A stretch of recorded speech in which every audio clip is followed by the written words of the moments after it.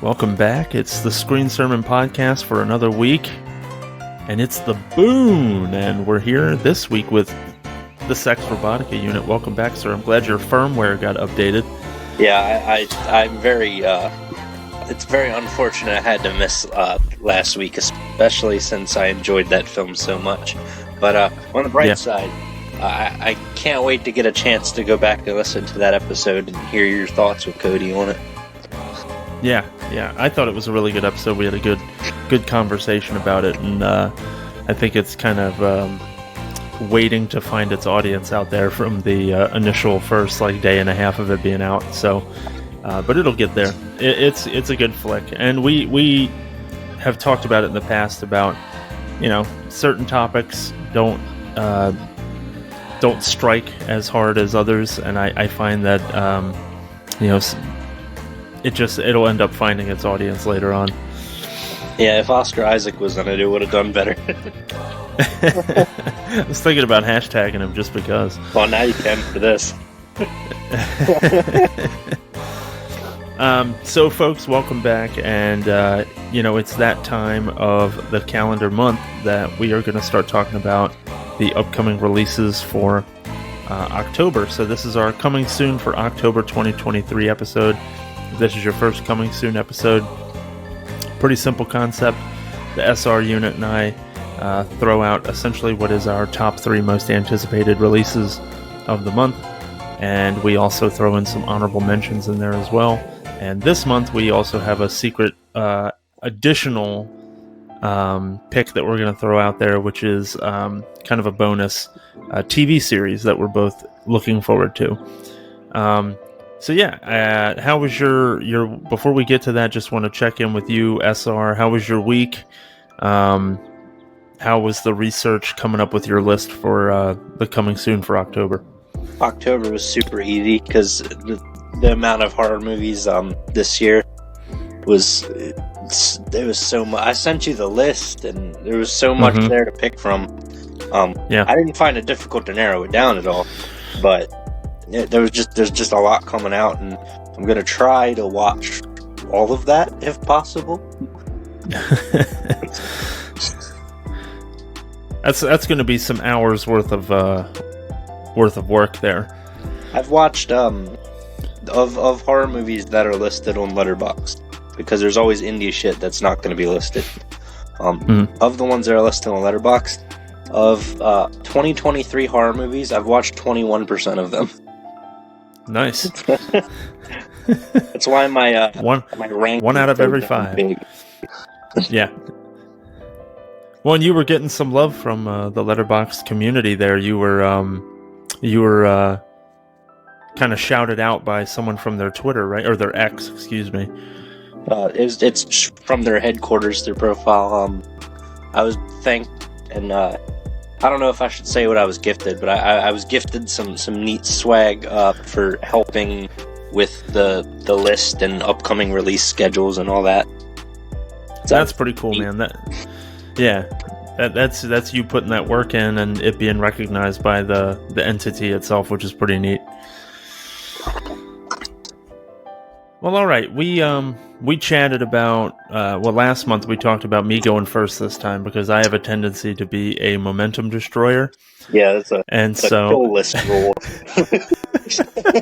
Is what we're gonna call that. So, why don't we go ahead and do our honorable mentions? But I'll go ahead and lead if that's okay with you. And then feel free, of course, to tee up on any of the ones that I've already mentioned and add any additional details that I might be missing. So we're going to do the same thing that we've been doing the past couple of months. We're going to try to get our honorable mentions in 5 minutes or less. Okay, you ready? Yep. I have 1-sentence synopsis for all these. All right, here we go. Me too. So my honorable mentions start with Girl in the Maze. It's essentially a lady stays at an Airbnb, which turns out to be some kind of supernatural maze that she's trapped in and can't get out. Info about this movie is pretty scarce. It actually may or may not be an October release. I'm not 100% sure, but according to movieinsider.com, it was listed as an October release. Appendage Comes out on October 2nd on Hulu. It's about a fashion designer whose deeper thoughts start to manifest into some kind of possession that's taking over her body or something like that. Looked cool. The Exorcist Believer looks like a huge movie. It's a direct sequel to the original. Ellen Burstyn's coming back, and it looks like kind of a rehash of the original film, but now there's 2 girls that are possessed instead of 1. That releases on October 6th, and that'll be all over the place. 15 cameras. There's a duplex owned by, I guess he's like a serial killer, and he's being featured in a Netflix-esque documentary series called Slumlord. And then our main characters end up buying this duplex after he is captured or killed or something like that, but he may not actually be gone. This is another one we're not real clear on the release date. Dear David, which was originally on your top 3 list and it ended up getting bumped, which of course we'll get to. Social media poster haunted by a demon-possessed ghost boy, specifically starting up after he makes a pretty inflammatory comment to somebody who's given him some shit about his art, because he does art for BuzzFeed. That releases on October 13th. John Carpenter, Suburban Screams anthology series. It's effectively true stories, but they're told in like dramatization, and the whole thing was put together by Carpenter. October 13th is when that releases. The Mission, a documentary about the story of John Chow, Christian, trying to spread the word of Jesus and things like that. He ended up going to North Sentinel Island, which is pretty much the last unexplored civilization. Like, we don't speak their language. They don't want anything to do with, civilization and things like that. And he was killed by these people for getting on their island and trying to show them the Bible. And it looks like, I know a bit about the story from last podcast on the left, and they're doing a documentary about it. So I would definitely check that out. Radical is a Spanish language film, a teacher taking on a new angle about how to teach kids and how to introduce them to curriculum and things like that to try to bring out what's best in them, specifically in this poor community, and the challenges that he faces from there. Looked really good. Comes out on October 20th. Support foreign language films. Read the subtitles. It's not a big deal. The Pigeon Tunnel, an MI6 agent whose name I can't remember, I didn't write it down. He's also the author of multiple best-selling spy novels, such as Tinker Tailor Soldier Spy, for example. This is essentially his final interview. I'm not sure if he passed away or if he just basically said, I'm not going to do this ever again. But this whole documentary is centered around this being his final interview about his career in the MI6 and his life and things like that. Looked good. Suitable Flesh, a body swap horror featuring Heather Graham and a whole lot of gore, and that comes out on October 27th. Looked awesome, offbeat. The Elderly, another Spanish language film where paranormal events kick off within this community after the suicide of an elderly woman. All the supernatural stuff seems to be happening to the younger folks in the community, and all the elder folks seem to be in on it, like they know something. And info is also spotty about this release, but again, movieinsider.com listed as an October film. And finally, as you pointed out to me, and I completely forgot to include, Pet Sematary Bloodlines, which is a prequel to the original film where Judd Crandall is the main character. And it looks... I'm interested enough in the franchise to want to see the sequel here, or the prequel, actually. It's a prequel. And yeah, that was it. I had 37 seconds to go. Woo, that was close. All right, are you ready? Yeah. All right, I only got 5. You only have 5? Oh, wow, okay. Yeah, I'm just going to plug my Twitter again up top. Very nice. All right, ready? Go. In an effort to not clog this, I picked 5 out of the massive mega list, which you can see on my Twitter at StrawbrainJosh on Twitter. Ignore my current last tweet. Moving on. You can look that up during this if you want to. My first honorable mention is Dear David, based on a true story with an asterisk, because it's probably going to be all horror movie-ified, of a BuzzFeed writer's encounter with a ghost. I also have Pet Sematary Bloodlines, which I'm interested in because I like Judd, but mostly because I like Fred Gwynn, even though it's not that Judd. I think it's the reboot Judd. Okay. But fuck it, it's Judd. Totally Killer, which is another one of those horror movies where they take an old comedy and they flip it and turn it into a horror movie. This one is essentially Back to the Future, but a horror movie. We've seen those in the past, like Freaky, which was Freaky Friday, but horror, and Happy Death Day, which was just Groundhog Day, but horror. And I still haven't seen Groundhog Day. It's a great movie. You should watch it. You get the gist. Mm-hmm. I have Hell House LLC Origins, the Carmichael Manor, which is a prequel to the Hell House. Well, okay, the people in charge of this said that it's not a prequel, but it's called fucking Origins. So, and it takes place before the first one. So I'm just gonna call it a prequel because it is to the Hell House franchise, which is decent found footage franchise. Okay. And finally, I have Malibu Horror Story, which I've been looking forward to since last year when it performed it well at Fantastic Fest. I think it was Fantastic Fest. It was one of those film festivals. Gotcha. It is a combination horror film between found footage and traditionally shot narrative. And I'm very curious to see how they blend that and how seamlessly it's done. Because, normally it's one or the other, unless you have like wraparound segments in an anthology. Right. That's the only way I can remember it being done. So, those are my top 5 of that mega list. Not getting to my top 3. So I guess this is top 8. It's like MySpace. Well, plus the extra one, so it's a top 9. All right. Well done. You did it in much less time than I did. Speaking about that, though, the concept of the blending of found footage kind of with more traditional shooting style, that's also another thing that I failed to mention, but it interested me, and this doesn't count as honorable mentions. We're just having a conversation now. 15 cameras, the one about the duplex, it's very much shot like a traditional film, but then they also cut to, and they seem to utilize a lot of these 15 static cameras that were set up around the duplex, and this guy was like, spying on people and things like that.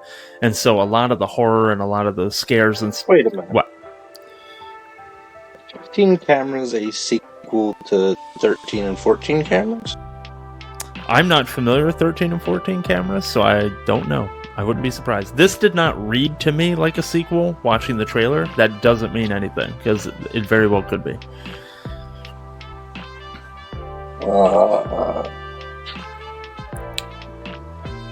It most certainly is. All right. It sounded familiar when you mentioned it, but when you said the title again, I was like, wait a minute. There's a movie called 13 Cameras, which is good, and then 14 Cameras, which is less good. Yeah. But still decent if I remember correctly. It's the same fucking movie a third time. Oh wow. Okay. Not to say that's a bad thing, but I do recommend you watch the first 2 first. Okay. Gotcha. You'll get a feel for it, even if it is a bit more or less the same shit.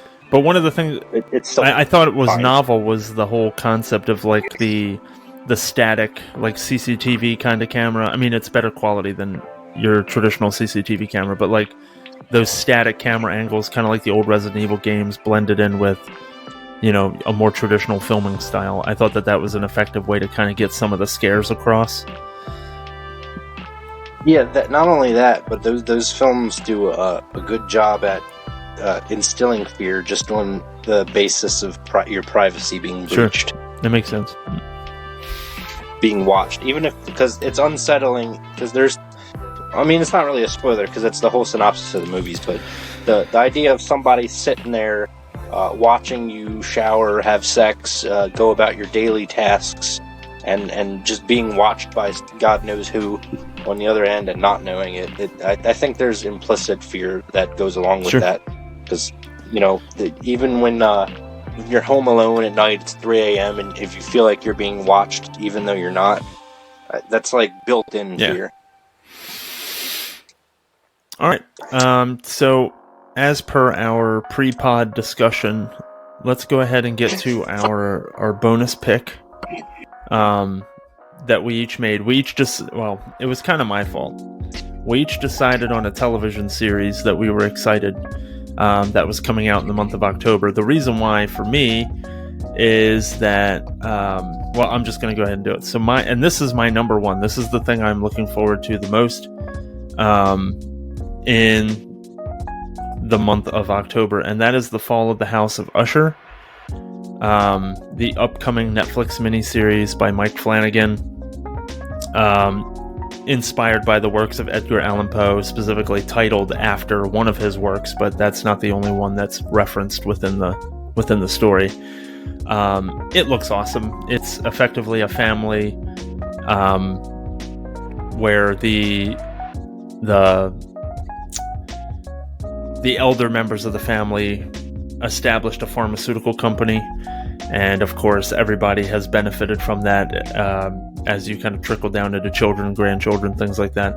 Well, anyway, the children start mysteriously dying in particularly gruesome ways, and it seems to have a lot to do with the questionable beginnings of this pharmaceutical company and how it was built, and now the parents are being made to pay for it. And while the premise maybe doesn't strike me as interesting as some of Mike Flanagan's other works. So Mike Flanagan, for those of you who don't know, he's the guy that did Haunting of Hill House. He did Haunting of Bly Manor, and then the Midnight Mass series, and he also directed the film Dr. Sleep. And then previous to that, he did Hush, which was pretty big on Netflix there for a little bit.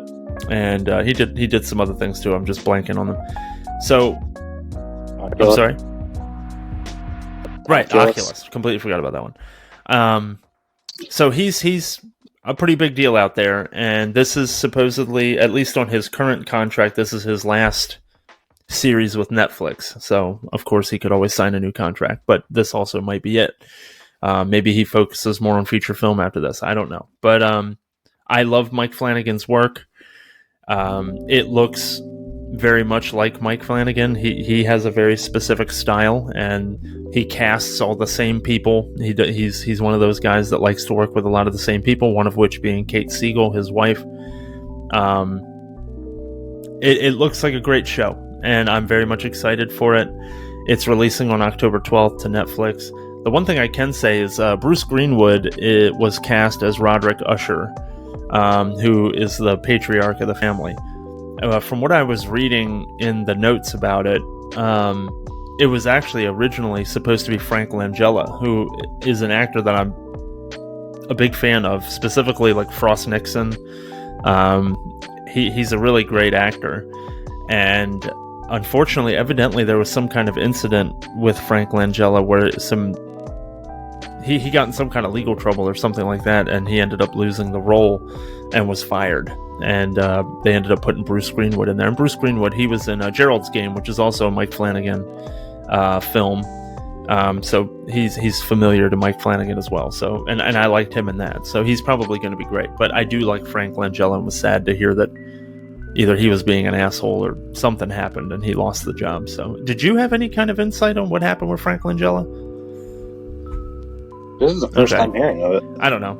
So what were your thoughts on the show? I think I'm going to look into Frank Langella's accusations or whatever the hell happened to him. I don't know what happened.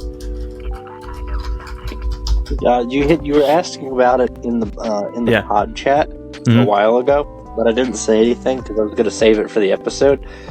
But I have not seen a single goddamn thing that Mike Flanagan's done so far. No, not a thing. I think you mistook me for saying I didn't like him, but no, it's just I haven't seen anything. Because he did Ouija as well. I forgot about that. I know he's working on a Stephen King adaptation. I forget what the fuck it is though. An unadapted book, but I cannot remember what the hell it is. So you haven't seen? I figured you would have at least seen Hush. I haven't seen a single thing of it. Hello? I haven't. Oh, okay. I saw it many times while browsing Netflix, and I never got around to it. But I did note a few things, and I don't know if they're mainstays of his or not, except for one. I've noticed he has a very particular style of editing. With his creepy, spooky monster men. The way that he has them in essentially a slower frame rate. I noticed that I don't remember the name because I haven't seen the show, but I think it's like the bent neck woman or something. Comes at you in the same way. It's like I don't know how to describe it other than a slow frame rate. They're moving unnaturally, and it's just like sudden jerky movements rather than an organic flow.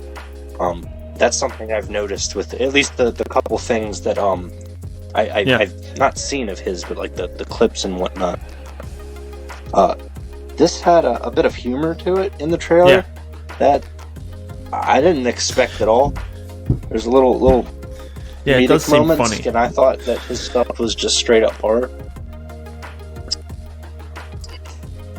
And I do like that it's a modernized Poe story. It's not that I don't like period pieces, but that's the route that everyone goes when they adapt Poe, which is probably the easier route to go. But I guess because it's not a direct adaptation, I mean, he's got plenty of Poe imagery. I half expected a fucking pit and pendulum shit going on. Plenty of ravens. That's right.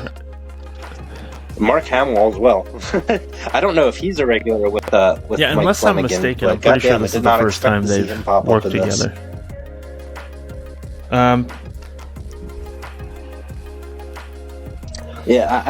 had a feeling he was one of I don't remember exactly, but I thought I heard that he was one of those people like Ryan Murphy who whenever they do a miniseries they stick to a close-knit group of actors to pull from and do stuff with, similar to how American Horror Story is, and Ryan Murphy's other shit like Dahmer still had Evan Peters in it. Quick, it says Langella, he wrote a fiery guest column on Deadline after he was let go from the film. He effectively was fired for inappropriate behavior, but in this guest column on Deadline, he portrays himself as quote-unquote collateral damage and a victim of cancel culture, which he called, quote, not fair, not just, and not American, unquote. So he probably said some shit. He said some shit he shouldn't say. Yeah, whenever I hear people bitching about cancel culture, it usually means that they said something fucked up and they got fired, and they're like, well, fuck it. Yeah, this isn't the show for that. But yeah, I mean, you gotta watch your shit. You gotta watch what comes out of your mouth, and especially when you're in the public eye like that. And unfortunately, he's a great actor. I really like it, but I like his body of work. But in today's culture, can't have a person like that in your crew.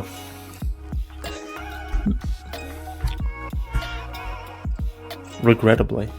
But yeah, it looks good. Like I told the story in the chat earlier on. I know we always reference the chat. Sorry to the audience for that. They're like, why don't you fucking just put us in there? I effectively watched all of Midnight Mass in like a day and a half, and it was after I had surgery, so I was just laid up in bed and I just binged the whole thing. It was awesome. Really liked it. So I'm a fan of Mike Flanagan, and at the end of the day, it also boils down to a little bit of homerism because Mike Flanagan is also a Towson University alumni, as am I. So he has the same alma mater as me, so he also gets points for that. I don't know if he's Maryland-based, but I know he went to Towson and did their electronic media and film program and got his bachelor's.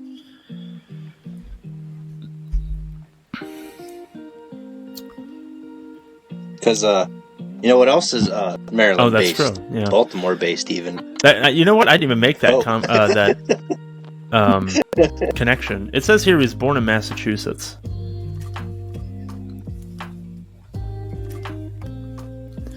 Yeah, I looked up the Wikipedia article, and the first thing I said is Flanagan he eventually ends up ended in Maryland, where he was a student at fuck Archbishop you. Spalding High School. He settled for he hitchhiked here. Couldn't wait to get out. But yeah, that's my number one thing of the month. Fall of the House of Usher. I'm very much looking forward to it. Take it away. Your turn. Do it.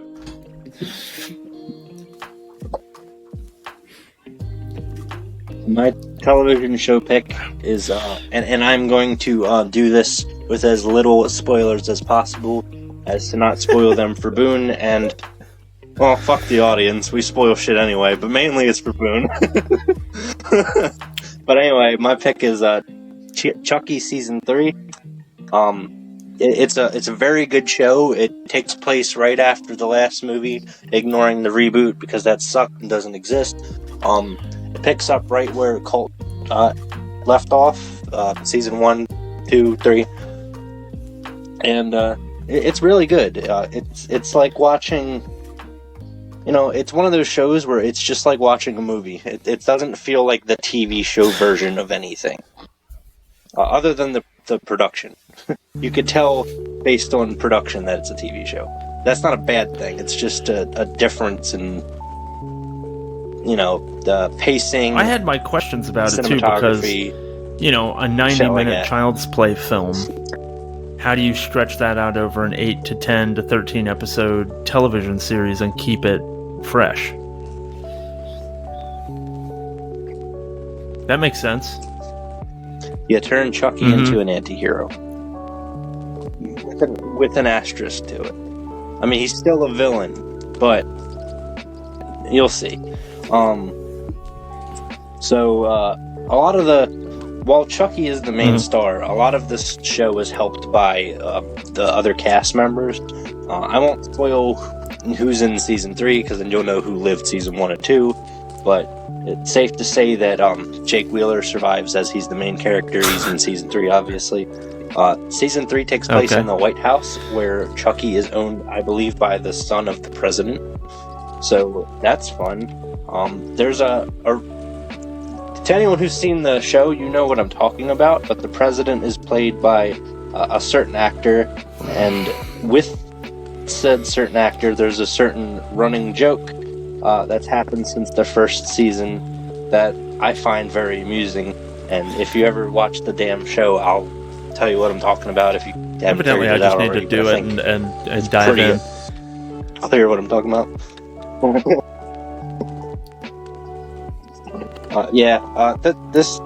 There's a lot of pop culture references, more so than you'd expect. There's a lot of the music is licensed. They throw in a lot of stuff like that. The trailer featured the song "Kids in America," and I didn't. Just to say up front, I told Boone not to watch the trailer as to not spoil himself. I'll tell you what. We'll get off the pod tonight when we're done recording, and I'll go and I'll fire up episode 1, season 1. I barely sleep, so Why don't you go to bed?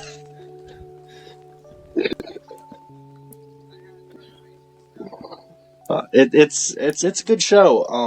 I had reservations about it when it was announced, because I wasn't sure how it would fit into being a TV series. Jesus Christ. But the first one was great. The second one was great. The third one looks to be no different, and each season takes place at a different setting, so it feels like they're all basically different. I have a potentially stupid question. Is it Brad Dourif doing the voice? Ongoing storyline going. Okay, good. Okay. Just trying. Yes. His daughter is one of the main cast members, reprising her role from the previous 2 movies that weren't the reboot.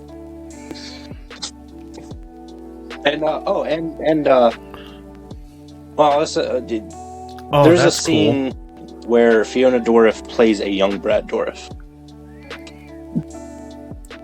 And while it's, very weird, you could tell she does a decent impression, and it's real fun to see. Like, obviously, it's not a 1-for-1. Obviously it's her, but yeah, she looks enough like him with all the shit going on, and sounds enough like him. That is it's pretty just cool. Fun. It's like nice little homage there. But yeah, that show is fantastic, and season 3 drops on Sci-Fi. I don't know if it's going to be on USA Network this year. I haven't heard that it is, but it was the last 2 seasons. But it's going to be on Sci-Fi and Peacock. I think the episodes this time around are coming to Peacock right after they air, like within the week. And seasons 1 and 2 I can find on Peacock. But that will be done on October 4th. Excellent. All right, man. Well, are you ready to get to our official number 3s? Yeah. So number 3 for me was a recent discovery. It's The Holdovers, which is a Paul Giamatti stars in it. It is a period film in that it takes place during the early 1970s. It's shot in a way, and the filters that they apply and things like that during editing makes it feel like a movie straight out of the 70s. And so our premise is the film follows Paul Hunnam, a disliked teacher at Barton Academy, who's responsible for supervising students who are unable to return home for the Christmas holidays, which is what they call the titular holdovers. During this process, Paul is forced to deal with one particularly rebellious, but troubled student, Angus, who is grieving the loss of his father. This, I love Paul Giamatti. I love when he plays characters like this. This kind of world-weary, he's too old for this shit kind of guy. It's almost what he plays pretty much in every role. I think Shoot 'Em Up is the only film I think I've ever seen him where he wasn't quite, or The Amazing Spider-Man when he was Rhino. He played something. Yeah, he was in the big robot. Is that him? He's got a certain way about him, and he's humorous in his like cantankerous mood and things like that. He brings a lot of humor to it. And it was funny as I was watching the trailer, I was like, man, this reminds me of Sideways, because he's very much the same way. He's a sarcastic but funny like asshole in Sideways, but he's also very melancholy, and he's going through a lot of shit, and a lot of that stuff unfolds over the course of the film. It's an awesome movie. I really like that movie. And it turns out, well, yeah, it's because that movie is directed by Alexander Payne, and so is The Holdovers. So it's these two are coming back together and working again. And yeah, it looks like just the perfect tone. I love the style. I've got to think about the 70s as a decade. I kind of feel like things that come out from that time, or movies that go back out of their way to reference that time, and like the exploitation films from that time and things like that, they all kind of hit a certain place for me. Like it was something I kind of missed out on, and so they always, I take particular interest in stuff that comes out of the 70s, or if they're trying to pretend that they came out of the 70s. But yeah, there was something about this that just kind of spoke to me. What were you saying? Sorry about that. I get that. Yeah. Oh, I get the feeling, like the decade right before you were born. Yeah. Because I was born in the late 90s, but I still identify with a lot of 90s culture, as Cody's pointed out it releases August 27th. It'll probably be limited. It doesn't look like a wide release kind of thing. Did I say August? Oh, that's because it came out to Telluride in August. It's August? October 27th. Yeah, I'm sure it's going to be limited. It'll be in like art house, like the Landmark and stuff downtown, and those kind of places rather than your wide releases. So it'll probably be one of those I have to wait until it comes to something, because I probably won't be able to find it.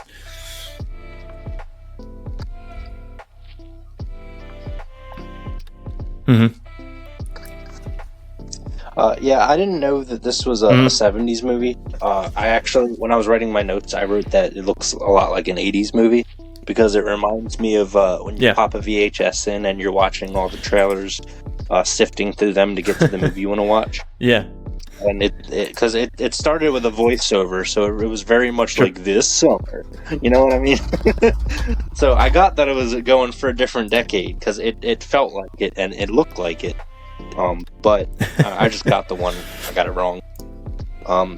Did not know that it was a Christmas movie, which I guess it makes sense that it's coming out when it is because its wide release date is November 10th. But yeah, the dates always get weird for us when we do coming soon. Yeah, because there's all those festival release dates and all kinds of stuff like that, and it's not always spelled out very clearly.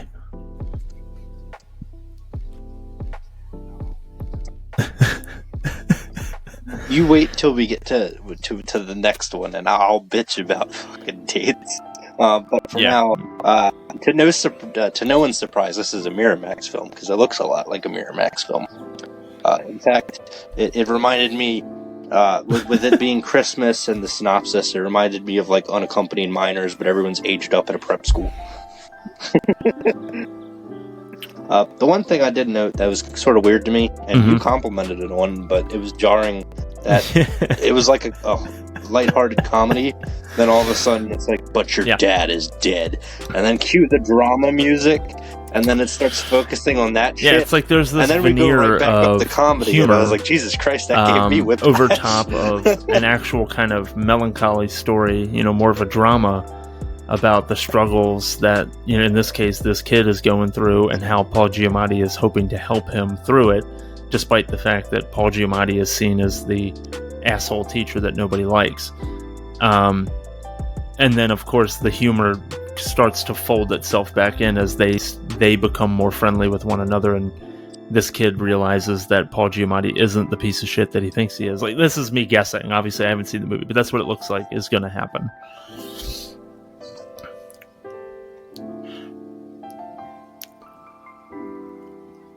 Yeah, I just didn't expect that random drop of like, yeah, well, your dad's dead. I was like, when the hell did Christian Cage get in this movie? But, yeah, that tonal shift was bizarre to me. That's not really a criticism of the movie. Just the trailer didn't fade into it in a way that made sense to me. It was I turned to my wife and went, Jesus Christ. But, yeah, I hadn't heard of this one. In fact, the only one I had heard of, other than your TV show pick, is your number one. I hadn't heard of your number two either until you sent it to me. Because there's a running theme with us when we do these picks. Or mostly. Is my top three, you can assume that usually they're all horror movies.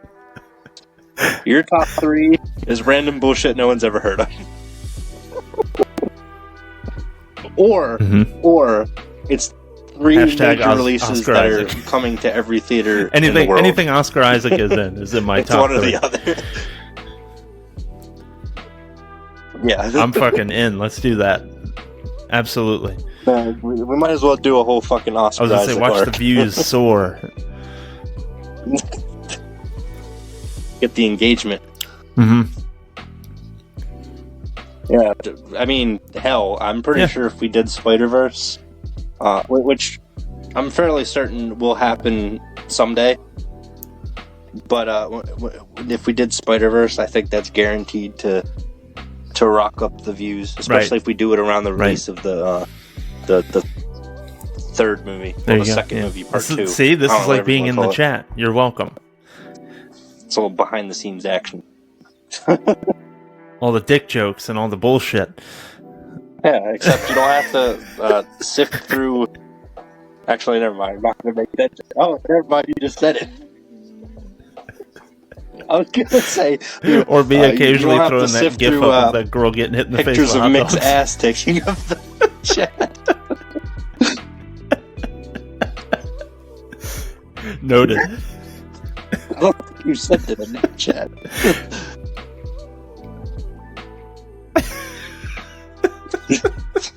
I swear I got on the GIF bandwagon that you're known for. Probably 10 years too late. Like, I know everybody was doing that shit a long time ago, and now all of a sudden I'm like, what would be funny is if I don't actually say what I'm thinking, I'm just gonna put a GIF up there of what I'm thinking.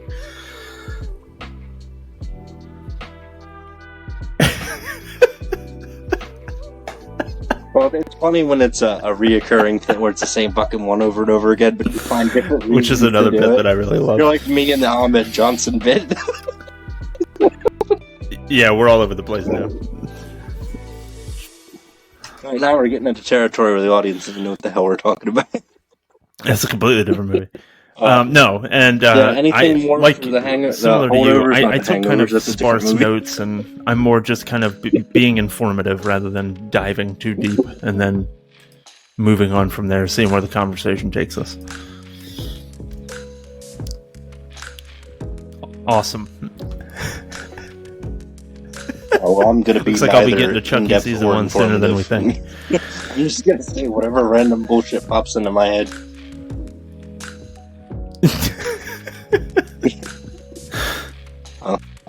So that's why I bring up fucking Ahmed Johnson randomly on the pod. This is not a wrestling podcast. No, 3. Yep. Oh yeah, we're doing a show. My number 2. Yes. I like it better so far. 3. Sorry, not used to going second. Fucking kill list. My number 3 is Dark Harvest. Also reminds me of last pod called Dark Harvest. The song Bad Religion off the album Bad Religion by the band Bad Religion. Or Bad Company. Shit, I'm sorry. Bad Company.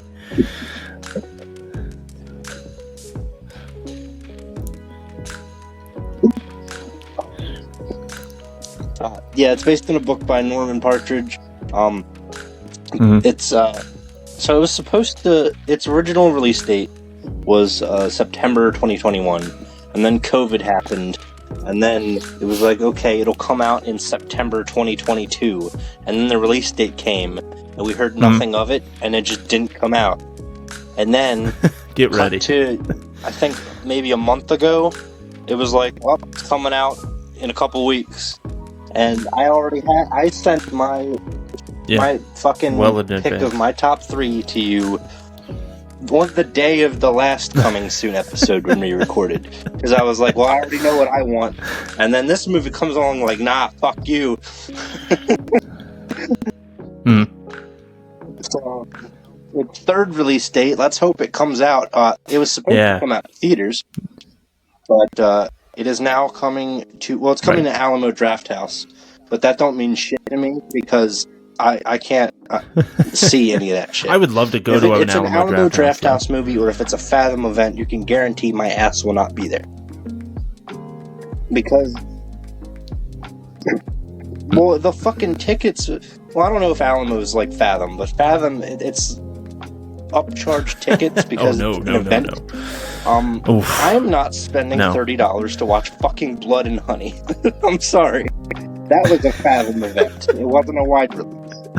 And guess what? I wouldn't pay fucking $5 to see Blood and Honey as I buy the Blu-ray. Well, what does it mean? What does it mean that it's a Fathom event?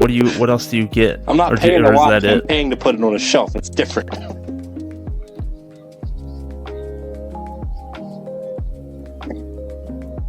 I've never been to one, but from what I understand, it's just like, hey, you can watch this obscure-ass movie at our theater if you pay twice the fucking price of admission, and you go a time that defies time.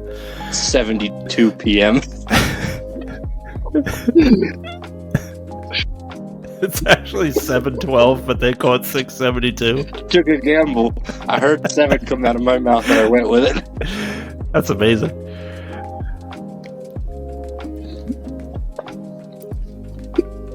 Hashtag 672.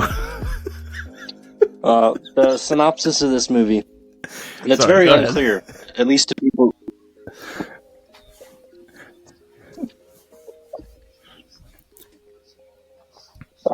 It's unclear to me. It's a little bit obscure of who the fuck the killer is, because they showed this like person in a skull getup, a skeleton. He was like out in the corn.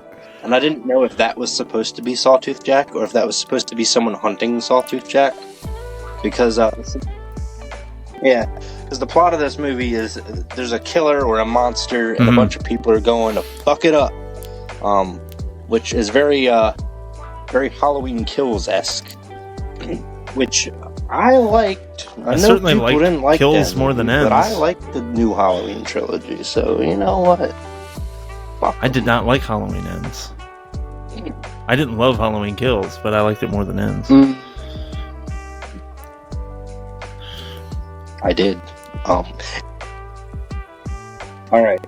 I will defend Halloween Ends because I have a sneaky little feeling that I'm one of those people that's like, man, that was a good movie, and everyone's like, no, that movie sucked. And then put to 10 to 20 years from now, and everyone's gonna go, oh yeah, movie, that's great, like they did with Halloween 3. It's gonna be reevaluated. That's not what you wanted to say. Everyone's gonna hop on the bandwagon. You're gonna say hop on its penis or something. You know what I was gonna say. There you go. Hop on the Boon wagon. Hop on it's the bandwagon. I love it. The Boon wagon. God damn it, that's another shirt idea. The fucking horse-drawn pumpkin carriage. No, a horse-drawn apple pie carriage. That'll be relevant later. Yeah. You were defending Halloween Ends during your discussion of Dark Harvest. What was I saying? Oh yeah, Halloween Ends. Yeah. I mean, I don't really have much more to say with Dark Harvest because I haven't read the book yet, and I don't know that I'm going to before I see the movie, because oftentimes I just don't have the time to. So there's a lot of times where I go see a movie and then I go read the book. And lately, because there's a lot of book adaptations coming out lately, and in fact, it's funny, we were talking about Whalefall, or you introduced me to Whalefall. Originally from books. And how the movie rights for that already got bought before the book was even out. Yeah, and I'm reading it now, so I'm getting. I'm not done either. I finally got to the part I was waiting to get to, so I'm there. And I will say that before I got to there, I wasn't loving the book. I was like, "Holy shit! Is this a lot of conversation about scuba gear?" Whew.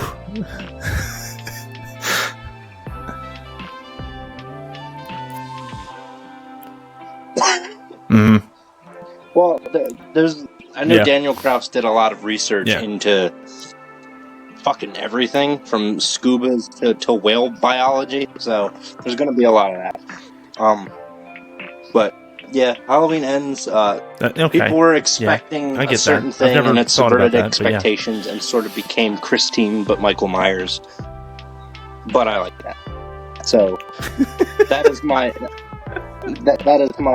Whalefall. My recommendation of Halloween Ends while talking about Dark Harvest, while also mentioning whatever the fuck we brought up a couple minutes ago. Yeah, that is my recommendation of Whalefall during my conversation about Halloween Ends while talking about Dark Harvest. Oh, and it comes out on digital on October 13th.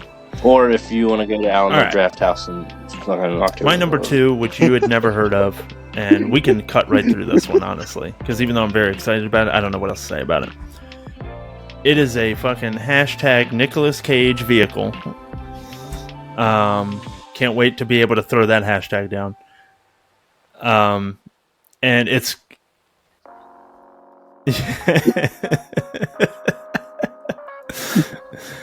And this film is called Butcher's Crossing, and it is it's kind of a Western, or Western-ish style film.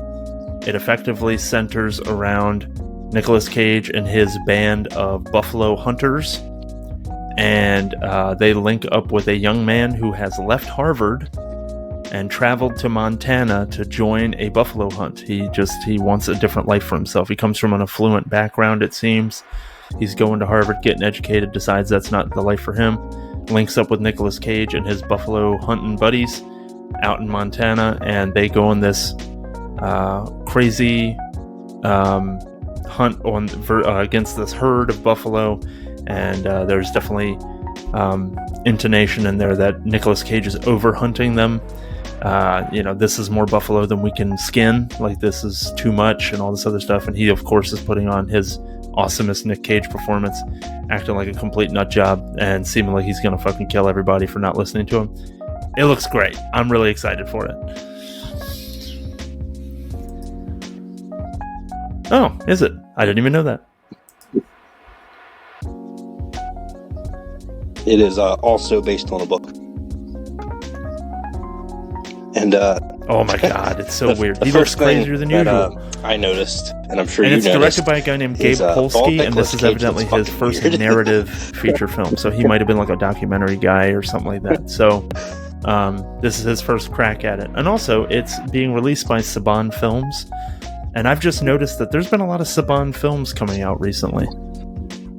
Just throwing that out there. But it comes out on October 20th. I'm assuming this will be another limited release. I don't think this is a you'll find it everywhere kind of thing.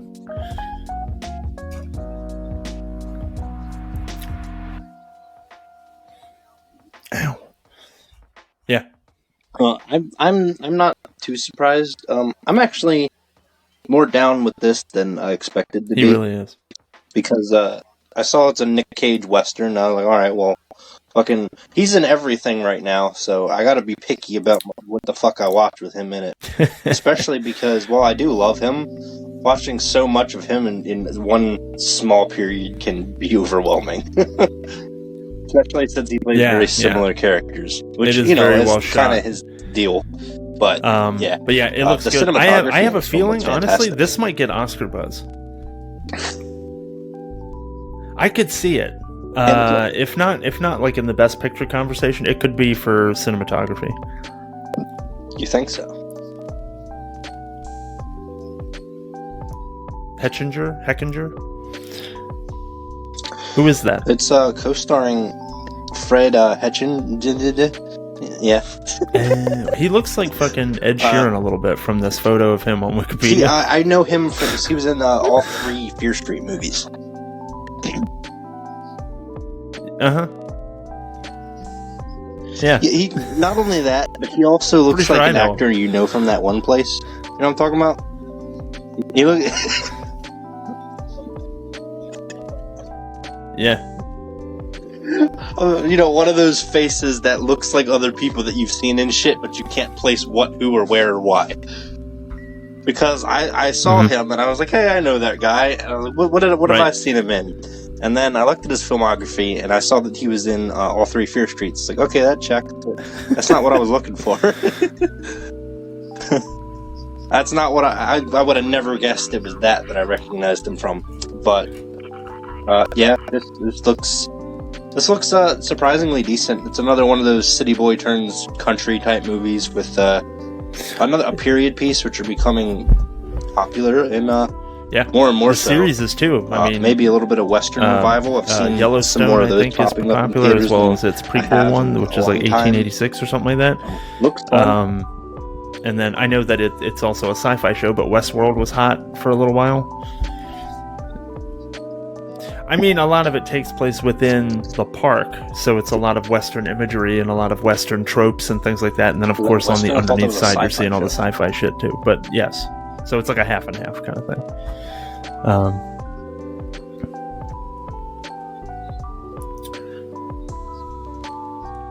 That's definitely happening. Prediction for this movie: Nick Cage is going to fucking dress up as a bison. I'll do a tertiary prediction to your prediction. Nick Cage makes fucking Ed Sheeran look alike, dress up as a bison, and hunts him.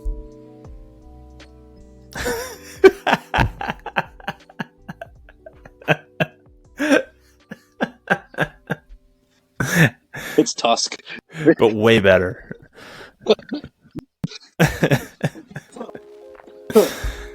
But that's it, man. That's my number 2. It's secretly a fucking Tusk spinoff. Yeah.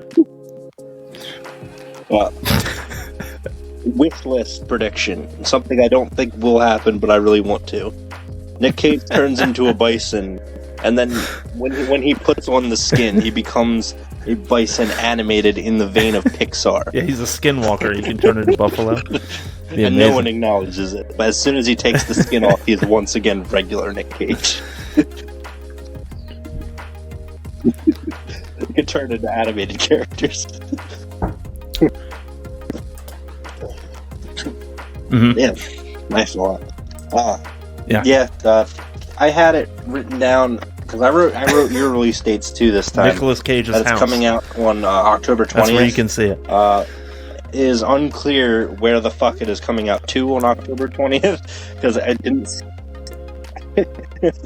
Somewhere. You can I view didn't it see on that it was coming to select theaters Nintendo or digital. DSs. It So you wasn't have to follow specified, so people it's around gonna with be Nintendo somewhere. DSs.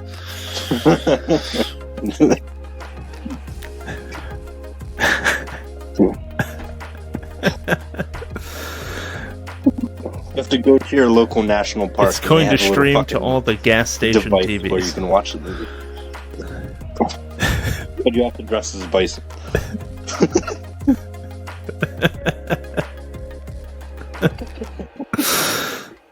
Unfortunately, on the part where you order when you're doing mobile ordering, on the fucking remote ordering, on that little screen. Yep. Like you're ordering at Royal Farms or Sheetz or something. You're gonna try to order your fucking food, and you're just gonna have to watch Nick Cage for 90 minutes. So far, so good. This is a fun one. Yes. This episode. My number two is Five Nights at Freddy's. The Five Nights at Freddy's movie, which was batting for number one. But there's something else. If I want to be honest with myself, that I want to see more than this. So, fuck it. Number two. Tamimi? Oh, I wrote that down completely. To start off, it's directed by Emma. I thought it was Tamimi. Tamir Dur. Emmy.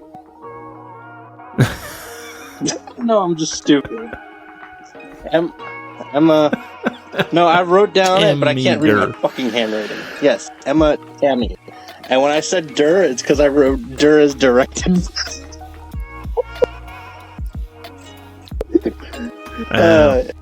Emma Tammy, but with two M's. Yeah. That's why it looked like Tamimi, because I got confused too. I recognize her from doing 2 episodes of Into the Dark. Unfortunately, it was 2 episodes of Into the Dark, which were okay. They weren't great, they weren't bad, they were just which were Blood Moon and Delivered. Yep. Delivered was a pregnancy horror movie, which if you think those words together, you can imagine what the movie was. Blood Moon had to do with lycanthrope. Lycanthropy. Not Baron Corbin. Regular old lycanthrope. I haven't thought about that bit in a long time. Fucking love it Matthew stars Lillard. Josh Hutcherson, from best known from Hunger Games, and Matthew Lillard, best known from being a sweetheart. And I don't know what the hell the plot of the movie is going to be, because the games have a lot of lore, and they don't fucking tell you any of it. It's all hinted at with like mini games, and it's shit that you got to piece together. There's so many YouTube videos taking all the little bits and pieces that they show you in the games, because they never explicitly tell you a damn thing, and you can put together a narrative that's mostly correct from that. And if you look up fucking Five Nights at Freddy's lore videos, you will see probably several years worth of content. I know Matt Pat on Game Theory has, I think, over 20 episodes so much, just to shit to talk about in terms of that it kind of steps on itself.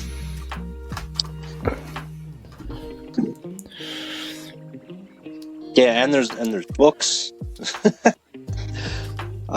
So there's a lot of shit, and I'm not up to date on my Five Nights at Freddy's lore.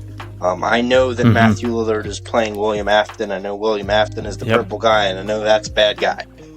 I know that the animatronics, those are bad guys. And I know that a kid gets their fucking head bit in half. But other than that, I don't really know shit about this, because it's never my cup of tea. See you everything I've learned about Clockwork Orange, and they got the actually been against my own will, just from existing on the internet.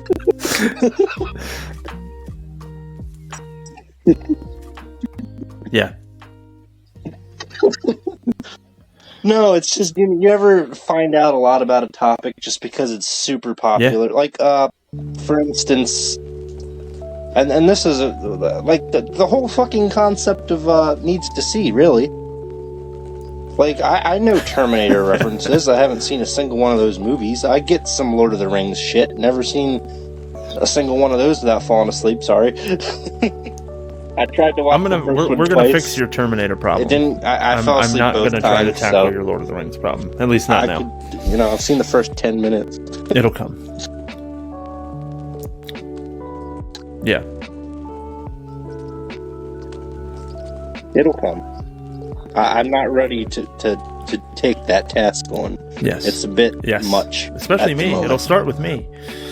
Especially because when that episode comes out, everybody who watches this Five Nights, I'm like you in that I don't have much of a concept. I just don't think I was I wasn't the target audience for this when it came out. And so some of the things that I wrote down that were interesting, Chris Columbus, who directed the first 2 Harry Potter films, I think, he was set to direct at one time when Warner Brothers had their hands on this, and Warner Brothers eventually signed this over to Blumhouse when Warner put this film in turnaround, which I had never heard that term before. But evidently when you put a film into turnaround, it means that you're seeking some kind of outside assistance before you get to pre-production.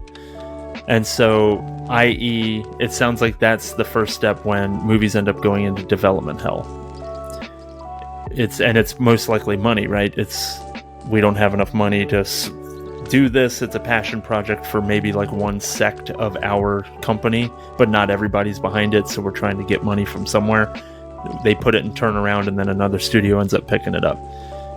That seems to be what happened here. It's being dual released in theaters and on Peacock, evidently, which I didn't know. I feel like that's going to really hit fuck their box office, because I feel like people are going to go see this. Yeah. Right. I pay for Peacock. I'm going to fucking watch it at home. Yeah, this, Peacock is how I'm watching it, because, I already fucking have Peacock, so... That's right, yeah, you sent me that, especially with, by the way, at the time of recording this, the writer's strike has ended. To say that. They get more streaming residuals now. They get the more money, the more people who watch it. But this is the every Oppenheimer October, of there's this always month. one horror movie. Well, every month you could see one movie that's gonna be like, oh, this is the one that's gonna make the most money. Like in July, right? Well, I was gonna say Barbie, but those two were pretty much neck and neck in terms of that. One got the box office rub, and one got the ratings rub. So that's one of the rare cases where I'll watch it. Like August, there wasn't shit except Blue Beetle. Yeah, I have to see it still. This, I think, Five Nights at Freddy's, I'm fairly certain, is going to be the October movie. I think it'll still do fine. Not that it wouldn't do better if it did come streaming. And sort of glad. My entire top 3, none of that I'm going to see in theaters, because all of it's coming to digital or streaming. So despite it not making my top 3, I'm probably going to fucking see Dear David or some shit. Mm-hmm. But the movie does have some. I am not a Five Nights at Freddy's fan, so I just know shit about it. It looked like it had Springtrap in it, which is as far as the animatronics go, is the main antagonist of the franchise, which doesn't make sense to me, because that animatronic appeared in the third game. I know things about it that are spoilery, so I'm gonna skip it right along. Not talk about that. I don't like that the eyes glowed red, because I know in the games they were like black and all you could see is the white of the iris, the pupil rather. So the pure black and the tiny white circle was a really spooky looking visual, and in here they're kind of generic and they just glow red, and that kind of sucks. They also made the cupcake a main baddie in this movie, whereas it was only a main baddie in the second game. In the first one, he existed, but he was a prop held by Chica. Also, evidently, Matthew Lillard signed on for a 3-picture deal, so if the first one does well... So they're going to be like, Josh, what the fuck are you talking? It sounds like they're going to continue on, and he is going to continue on as well. It will.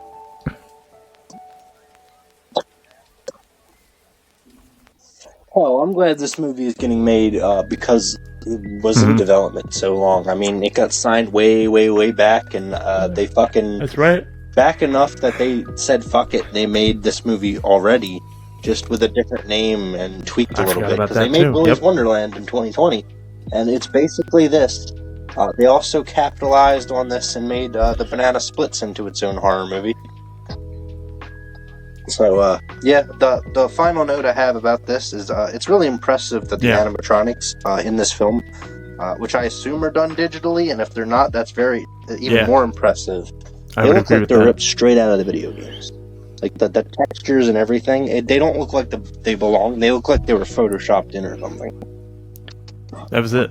It's super bizarre and super unsettling, which will work in its favor. That being said, unless you have anything more to add,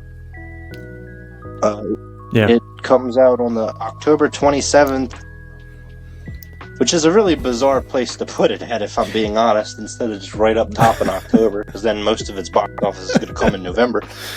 But whatever, it's Halloween weekend, I think. No, that's a Thursday. What the fuck?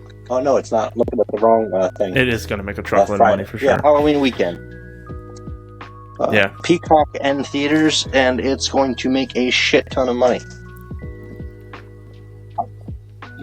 I was looking at December. My calendar for is a 2024 one, so I just have that first page. That's, all right, my number one, and to round it out November, here, December quadrants on the fucking paper. Probably folks that have paid attention to this show could probably have guessed this. It's Killers of the Flower Moon, the new Martin Scorsese film starring Leonardo DiCaprio and Robert De Niro. I'm a Martin Scorsese whore, unapologetic, prostrate myself before him. It looks great. It looks like another amazing performance from Leo. I call him Leo like I fucking know him. The premise is members of the Osage tribe in northeastern Oklahoma are murdered under mysterious circumstances in the 1920s, sparking a major investigation directed by a 29-year-old J. Edgar Hoover and former Texas Ranger Tom White. So, I thought it was Osage, because it's not... This isn't Japan. Osage would definitely be Japan. From what I understand about the story is they discover oil That's just on native land. And basically that opens the floodgates for a bunch of murders and shit like that. I just looked at oh my god, what have I done? The running time on this is 206 minutes. This movie is over 3 hours long. Holy shit. I did not realize that until just now. Anyway, Scorsese's awesome. He commonly works with Leo and Robert De Niro. I'm also seeing that the screenplay was written not only by Martin Scorsese, but Eric Roth. And I'm wondering who that is. It's a dual written. Notable work: Forrest Gump, Munich, The Good Shepherd, The Insider, The Curious Case of Benjamin Button, Dune, and Killers of the Flower Moon. Yeah, he's got a lot of stuff. So yeah, this looks great. Other than it being over 3 hours long, which I didn't realize. So yeah, I won't be seeing that in the theater. That's not happening.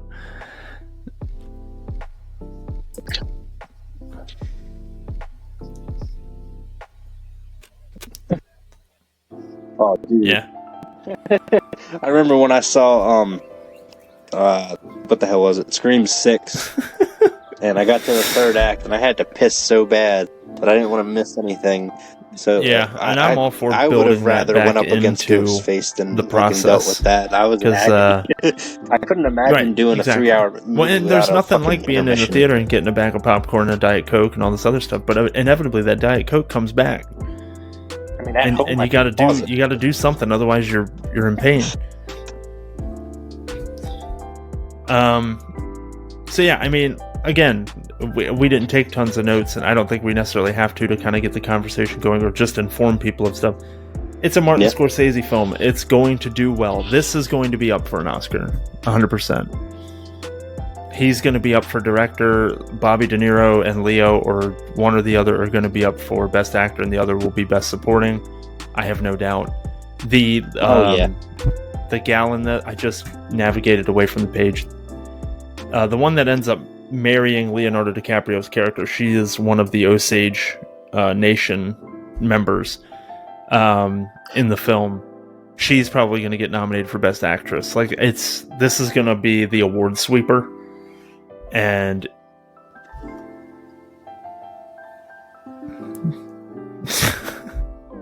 you bringing up Halloween Ends again?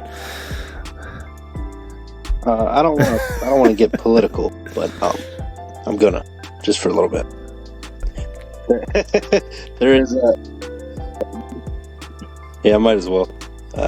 I could see her not being because of her race. Just because there does seem to be still to this day a little bit of favoritism when it comes to white actresses, and actors when it comes to the Oscars. That's something as a white dude, I'm saying, but no, I'm Osage. But yeah, it's something I've noticed. Plenty of people have criticized them for a long time. Yeah, and then we don't look like we're whitewashing the awards. We essentially, the Oscars going, we need a person of color to win an Oscar to fit our fucking quota. Yeah. It's just a whole mess. So I hope she is up for it if her performance is good, but there's that little caveat. I get what you're saying, like because I had to touch on that because inside baseball, the Oscars is kind of a central focus of this podcast because it was the show that this podcast was born on, and we plan to cover it every year for our anniversary and do a prediction contest with one another and stuff like that, and kind of have fun with it. A pre-show and then a post-show, and yeah, I mean, I think it's tough because you obviously don't want there to be this long history of actors and actresses and directors and all this of color, anybody who isn't white, not being recognized because of their lack of whiteness. And then on the flip side of that, you also don't want to artificially give it to other people because you're trying to make up for lost time. And so in the interim, we're in this place where it's like, you've already violated the trust. So now I don't know if you're actually meaning to give these people awards or if you're meaning to slight these people from even being nominated. I don't know what it is anymore. It's hard to figure it out now.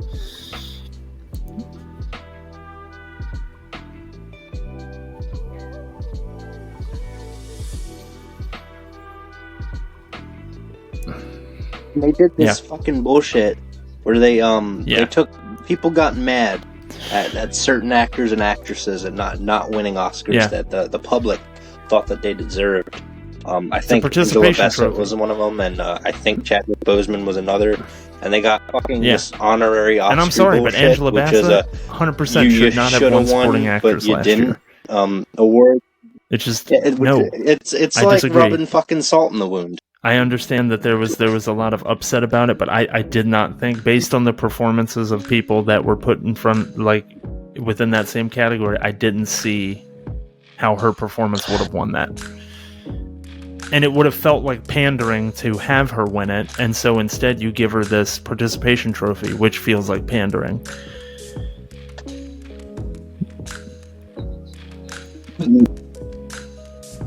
Right. Right. Yeah, exactly. You're giving somebody an award because of public outrage, because people don't trust you to make these decisions. Me too. I'm all in favor of a complete revamp of who's picking what when it comes to Oscar nominations, because when it comes to a lot of fucking organizations that give out awards, there's a lot of non-transparency that goes on.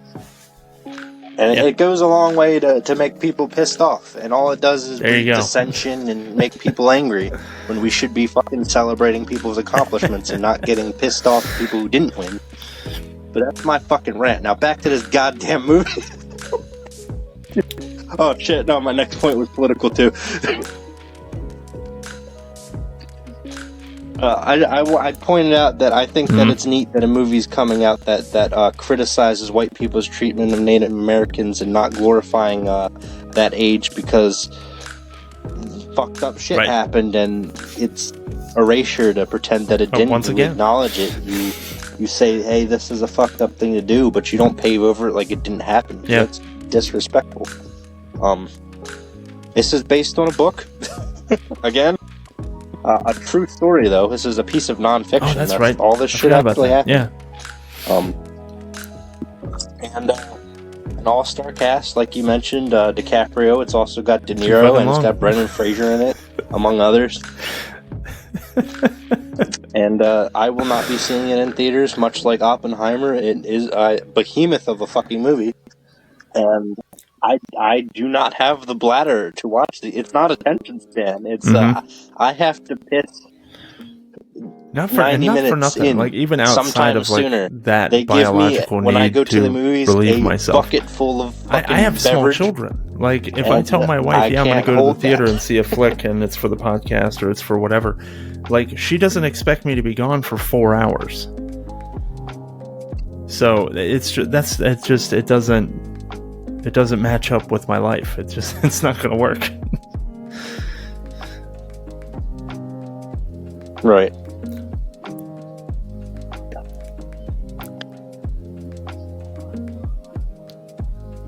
And we're getting into theater complaints here, but I go to the movie. I want my experience. I get my popcorn. I pick a beverage. I can either get the small $5 bottle of water that I actually want, or I can pay a little bit less to get a bathtub full of fucking Diet Coke. Naturally, I go with the fucking cheaper option, even though all I want is a fucking bottle of water, and I get the bathtub full of Diet Coke. I'm eating my popcorn. It's salty. It makes me thirsty. I drink my fucking Coke. I have to piss. I'm like, man, I really have to go, and I haven't even made it past the fucking previews yet. Yeah. And then you could do it in 2 sittings or something. So, I'll watch this when it comes to streaming or digital or wherever the fuck it comes, because it will come. It will come. Or I could fucking start it and then come back to it. I mean, a lot of movies, at least now with my current life set up, I'll start them early in the morning, and then I'll work, and then I'll resume afterwards, and I'm like, all right, let me pick up on this movie. And, depending on the movie, it does not hurt the experience at all for me. Yeah. I tend to do that with movies where, like, I'm watching it because, it's not something that I need to sit there and analyze, It's shit like, I watched fucking Hotel Transylvania 4 that way, So... Come back to it.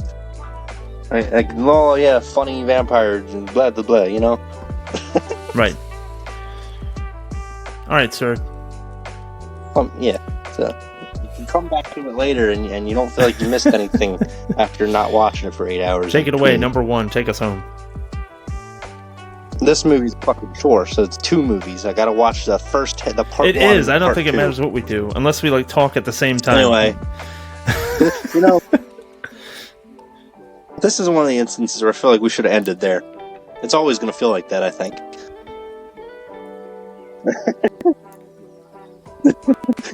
My number 1 is VHS 85. No, I said it right the first time. And then now I fucked it up. VHS 85. I put it as my number 1 because I'm such a big fan of anthology horror. Anthologies in general, but mainly anthology horror, because I get to watch. It's essentially like reading a book of short stories, but watching it. And that's always fun, because they're not any longer than they need to be if they're done right.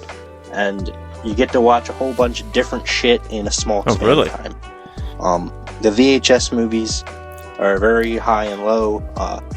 This one is rumored to be the best one yet, based on the buzz from so did I. I'm looking at it and I'm like, which nope. It is currently at prior to its this month, October, whatever the fuck. I forgot to write the number for this one release date.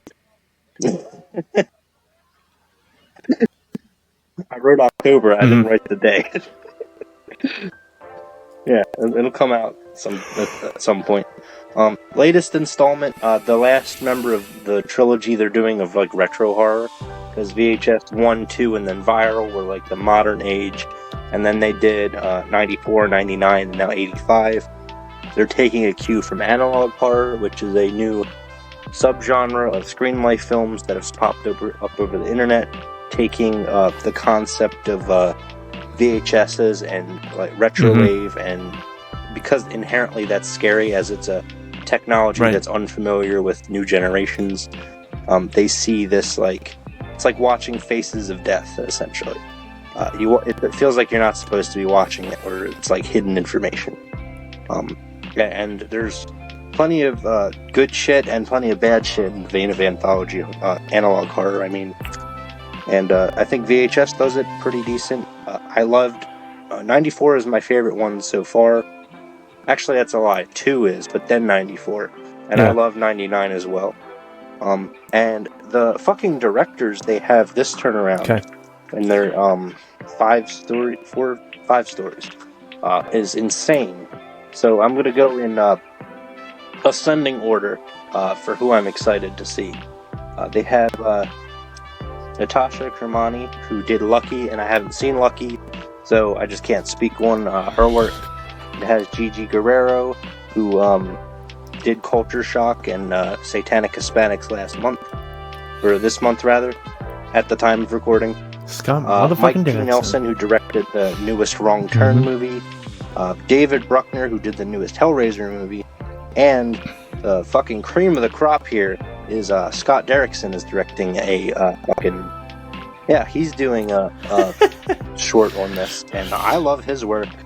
I love Sinister, I love Black Phone, and I am the world's biggest Hellraiser Inferno and only Hellraiser Inferno fan. I think that's a good Silent Hill movie that they slapped fucking Pinhead onto for some reason.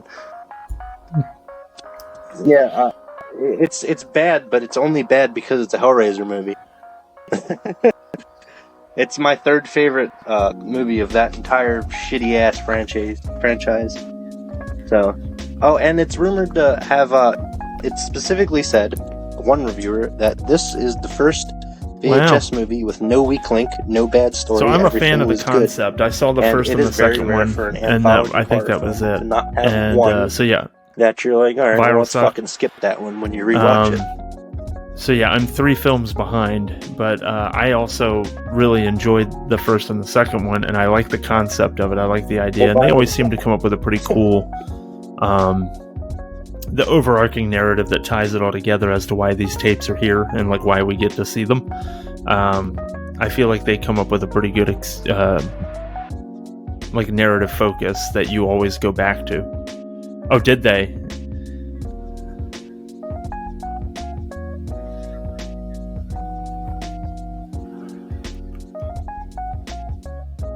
Well, shit. Never mind then. Sounds like I got all I was gonna get out of those two.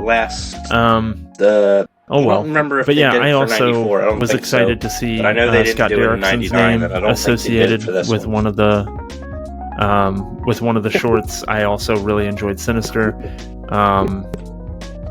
Didn't like the Black Phone as much as you did, but still, I liked it. I just didn't like it as much. And then Doctor Strange and Exorcism of Emily Rose and stuff like that. So yeah, I mean, he's got a body of work that I'm sure that his 20-minute segment is going to be great. So, but yeah, there's also, I agree with you. There's something creepy about the old technology, looking at these VHS tapes and it being like a snuff picture. You come across something you're not supposed to have, like you had said. Yeah.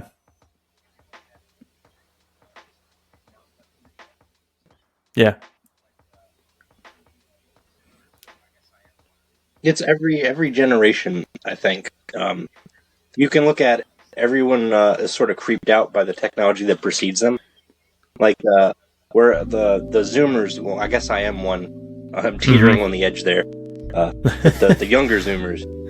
See, I know personally in my family, a few of them that have never even fucking heard of a VHS before, which makes me feel old as shit. Yeah. But they find shit like that creepy, and they like the aesthetic of that.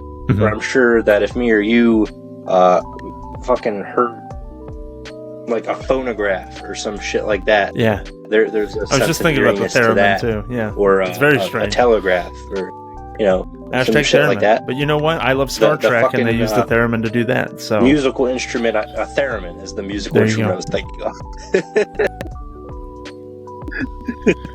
Hashtag theremin.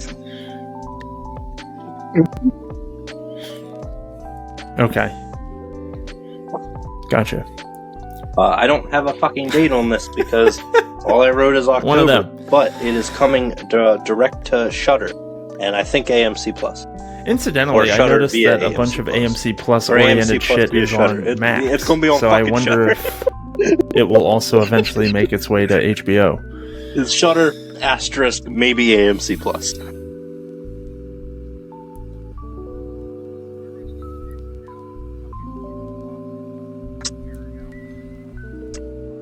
Yeah. I don't know. I cannot begin to understand we're running into the issue now with fucking if you watch Paramount when we Prime, we were just you get shit that we had just talked about what was it yesterday? Paramount, we were talking about how which oh shit, Boon, fucking Alex Garland's third film for the Garland arc, which we will be getting back to next week. Men, it's on Paramount, and then I get on Paramount, and it's not on Paramount because evidently it's different by region. It depends on whether or not it's behind the Showtime paywall or not. I don't know, but.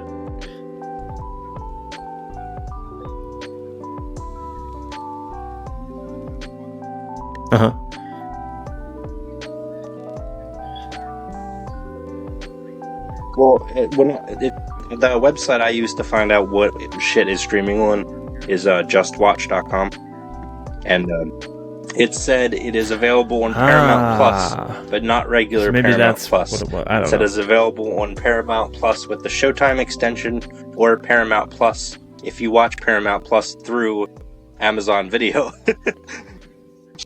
Yeah. But the reasoning for why it would be on that streaming service, but if you use another thing to watch it, doesn't make any sense to me. And I'm sure there's some rights deal that I'm too stupid to understand. But in my defense, it's bullshit, and it's a stupid money-making piece of crap reason. But yeah, it's really confusing. Well, because when we're essentially back to where we were with cable now when it comes to streaming services, because I don't want to, if I want to watch something, I have to find out which goddamn package I have to buy in order to watch the movie. Yeah. I guess the benefit there is I get to watch other shit on it, but if I don't want to watch other shit on it, I'm paying $11.99 to $16.99 for a service just to watch the one damn movie. Which at that point you might as well we fucking buy beg, borrow, and digitally. steal. Thank you, Tubi. It's a pain in the ass. Yes, every week shout out to Tubi. But yep. It is what it always is. has good shit We on do there. what we gotta Always do has for the the things that the gaps that we have in Hashtag arcs or Tubi. when we're Thank you, looking for Tubi. shit. How do I find Another where shout to out watch to this? Tubi. It's always on Tubi. For being free and being awesome.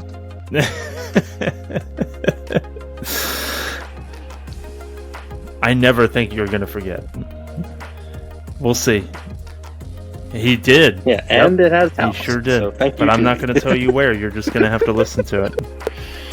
You thought I'd forget. But he did. He fulfilled his destiny just like you asked him to.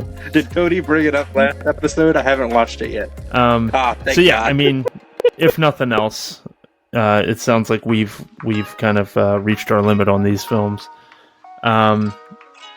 I wanted to thank everybody for listening. Please, support these films. Let us know in the comments below what you're looking forward to. That'd be great. Also, like this video and subscribe to the channel and check us out and follow us on X as well at screensermon.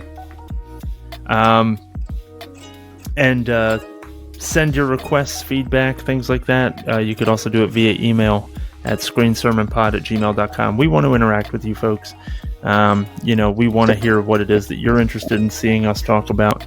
And so far the only feedback we've really gotten, not so much about suggesting things, but it was more just about, hey guys, I mean, we did get the suggestion about Bahubali and Bahubali 2, which we ended up doing, and that was on the RRR video way back. And other than that, the feedback that we got was it was just nice to see Americans covering international film, which anybody that pays attention to this channel knows we do a lot of international films, just because we want to make sure to keep that kind of stuff in the spotlight as well. And so support movies. Tell us what you're interested in, and we will do our best to cover it and have those dialogues with you. But yeah, so for the Sex Robotica unit, thanks a bunch for jumping on and having fun conversation with me. We'll see how the Oscars go. All right, folks, we will chat with you next week. We will wrap up the Alex Garland arc with Men, Thanks his for having me, latest and watch feature out. film that he made. So check us out when we wrap this one up, and we'll continue on from there.